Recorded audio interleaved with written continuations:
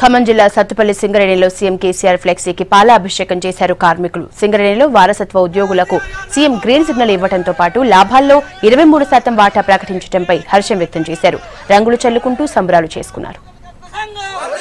మన ప్రియతమ ముఖ్యమంత్రి మరి కార్మిక పక్షపాతి మరి కల్వకుంట్ల చంద్రశేఖరరావు గారు మరి కల్వకుంట్ల కవిత గారి నాయకత్వంలో ఈనాడు వారసత్వ ఉద్యోగ హక్కును మరి కల్పిస్తూ సింగరేణి చరిత్రలోనే సువర్ణ అక్షరాలతో లిఖించదగ్గట్టుగా ఆయన మనకి వరాలు గుప్పించారు.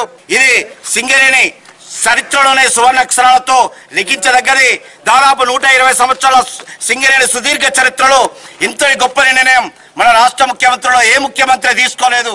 కవిత గారి ఆధ్వర్యంలో అందరినీ పిలిచి కమిటీ చేసి మొత్తం ఎలక్షన్లు పాటుపడాలని డిపెండెంట్ ఎంప్లాయీ సాధించిన తర్వాత మేము ఎలక్షన్లు పోతామని హామీ నిలబెట్టుకొని ఇప్పుడు డిపెండెంట్ ఎంప్లాయ్మెంట్ ఉన్నాం. ఇలా పెంచిన 23% కూడా అందరికి అకౌంట్లలో పడ్డాయి. అందరికి సుమారు 30,000 నుంచి 1,00,000 రూపాయల వరకు పేమెంట్